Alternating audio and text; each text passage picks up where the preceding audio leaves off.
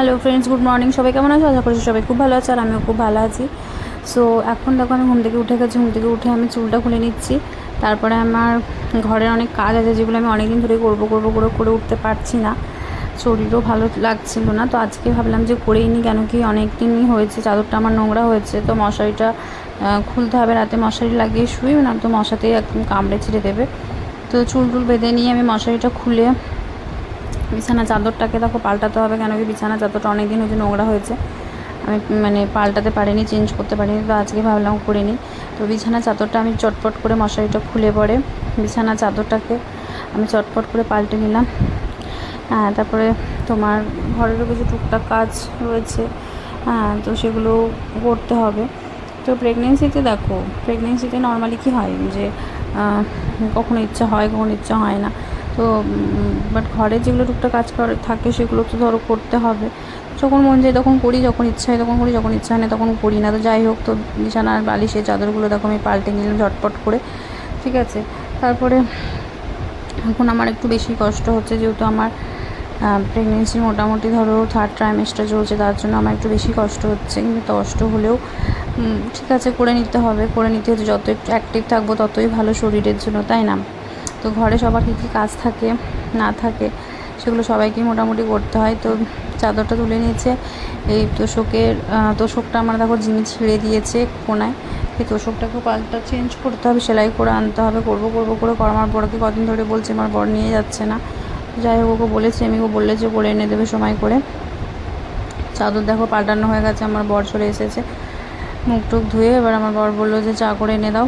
আমি চাদরটা পাল্টে ওদিকটা আর আমি ঠিক করে গুছতে পারি না, জন্য চাদরটা পাল্টে আমি বললাম তুমি ওদিকটা গুছিয়ে দাও, আমি তোমার জন্য চা করে নিয়ে আসছি। তো ওদিকটা ও ঠিক বললো ঠিক আছে আমি করে দিচ্ছি। তারপরে জেনি এসে ওকে জ্বালাচ্ছিলো, দেখো জেনি বলছি সরে যা আমার কাছ থেকে, আমাকে জ্বালাবি না সকাল সকাল, ঠিক আছে। তারপরে দেখো আমি চা করতে চলে এসেছি রান্নাঘরে। চটপট করে দেখো চা ফুটছে, চাটা এবার ওকে গিয়ে দেবো। চাটা খেয়ে তারপরে ও কাজে বেরিয়ে যাবে স্নান টান করে। হ্যাঁ, তারপরে আমার ঘরে টুকটাক যা কাজ আছে তারপরে আমি সেরে ফেলবো। তারপরে দেখো চাটা দেওয়া হয়ে গেছে আমার। চাটা দেওয়ার পরে আমার মুখ ধোয়া হয়নি এখনও, মুখটা ধুয়ে নেবো। আমি ঘুম থেকে উঠে আগে বিছানার চাদরগুলো পাল্টে নিয়েছি। ও ঘরটাও একবার ঝাঁট দিয়ে নিলাম, কেন কি ঘরটা প্রচণ্ড বাসি, ঘরটা সকালবেলায় উঠে ঝাঁট দিয়ে নেওয়াটাই দরকার। তার জন্য ঘরটা, তার মধ্যে আমার জেনিজিমি যেহেতু থাকে, তার জন্য ঘরটা প্রচণ্ড নোংরাও হয়, লোম টোম এখন উঠছে ওদের, তার জন্য ঘরটাকে একবার ঝাড় দিয়ে নিলাম। আর রাম্বো দেখো ওখান থেকে দিচ্ছে আমি কি করছি না করছি। আর জেনিজিমি তোমার বসে রয়েছে চুপ করে, দেখো জ্বালাচ্ছে আমাকে, ঝাঁট দিতে দেবে না, শুধু এসে ঝাঁটাটাকে ধরে নেয়। ঝাঁটটা দিয়ে নিলাম ঝটপট করে। তারপরে বিছানার চাদর পাল্টানো হয়ে গেছে, ঝটপট করে ঝাঁটটা দিয়ে এরপর আমি মুখটা ধুয়ে নেবো। রাম্বু ওখানে ঘুরেই যাচ্ছে, দেখতে পাচ্ছ, ও শুধু ঘুরেই যাবে। আর হ্যাঁ, দিয়ে আবার উঠে দেখছে কী হচ্ছে ঘরের মধ্যে। তো তারপরে আমি ঝাঁটটার দিয়ে আবার মুখটা ধুতে গেলাম। হ্যাঁ, তো ঘরের সংসারে টুকটাক কাজগুলো মেয়েদের যত প্রেগনেন্সিতে যত তুমি করতে পারবে ততই ভালো। আর মেয়েদেরকে তো এগুলো ঘরের দৈনন্দিন জীবনের কাজ, এগুলো তো করতেই হয়। তো আমি ব্রাশ করছিলাম, দেখো ব্রাশ করতে করতে আমার জেনিজিমি তখন সেই সময় বাথরুমে বেরিয়েছিল। বাথরুমে বেরিয়ে এদিকে ওদিকে ছোটাছুটি দৌড়াদৌড়ি করছে, আমাকে জ্বালাচ্ছে। দেখো দৌড়ে দৌড়ে আসছে, জেনিটা খুব জ্বালায় আমাকে, খুব দুষ্টু। বাথরুম করা হয়ে গেছে, তো আমি ব্রাশটা করে নিচ্ছি। ব্রাশটা করার পর তারপর রান্নাঘরে দরজা লাগিয়ে দিলাম। এখানে দেখো জিমি এসে বসে গেছে। তারপরে আমি মুখটা ঝটপট করে ধুয়ে নিলাম।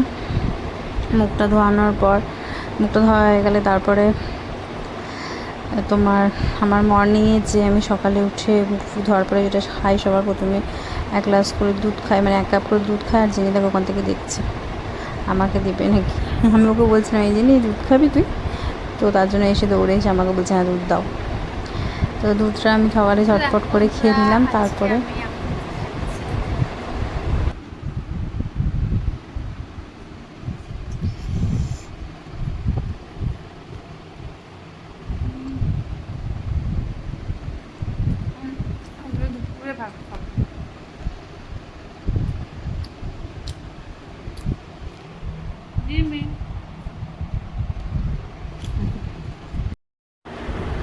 তারপরে দেখো বেলা করে আমার জিমিকে স্নান করানো হয়েছিল, বাইরে দিয়ে গেটটা লাগিয়ে দিয়েছি বলে বলছে লেজ নাড়িয়ে ওকে জিজ্ঞেস করছে, আমি যে কিরে তোকে বাইরে লাগিয়ে দিয়েছি ঘরে ঢুকতে দেয়নি কি, ও তার জন্য লেজ নাড়াচ্ছে, বলছে না আমাকে ঘরে ঢুকতে দেয়নি, লেজ নাড়িয়ে বলছে দরজাটা লাগিয়ে দিয়েছি তার জন্য ও রেগে গেছে আমার উপর। তারপরে দেখো বিকালবেলায় আমার ফুচকা এসেছিলো আমাদের ঘরের সামনে আসে, তার জন্য পাপড়ি চাট খেয়েছিলাম আমি আর আমার বর মিলে, আমার শাশুড়ি কিনে দিয়েছিলো।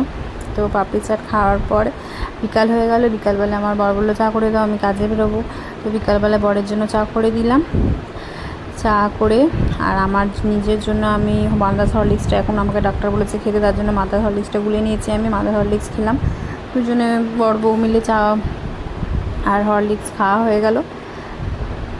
হ্যাঁ, দিয়ে তারপরে এরকম আমি তো তারপর খাওয়া দাওয়া হয়ে গেল চা আর তারপর সন্ধ্যের দিক করে দেখো আমি ম্যাগি বানাচ্ছিলাম, ম্যাগি খেতে ইচ্ছে করছিলো, ওই ম্যাগি সেদ্ধ করে খেয়ে নিয়েছিলাম। তারপর রাতের জন্য ডিম সেদ্ধ আর আলু সেদ্ধ করা হয়েছিল, ডিমের ঝোল হবে। তো রাত্রিবেলা দেখো আমার খাওয়া দাওয়া হয়ে গেছে, খাওয়া দাওয়া ডিনার করার পর এখন আমি প্রতিদিন রাত্রে 1 গ্লাস করে গরুর দুধ খাই, সো সেটাই আমি খাচ্ছি। তো ভিডিওটা যদি ভালো লাগে লাইক শেয়ার সাবস্ক্রাইব করো, সবাই সাথে থেকে সাপোর্ট করো সবাই, আর আমাকে আশীর্বাদ করো, আর সবাই খুব ভালো থেকো, আর আমার পুচকু যাতে ভালোভাবে হয়ে যায় সেটাই সবাই ব্লেসড করো আমাকে। হ্যাঁ, আর আমি ভিডিও বানানোর চেষ্টা করি, আমি জানি না কতটা কি তোমাদের সাথে শেয়ার করতে পারি, আর যতটা পেরেছি শেয়ার করি। ততক্ষণ টাটা, নেক্সট ব্লগ।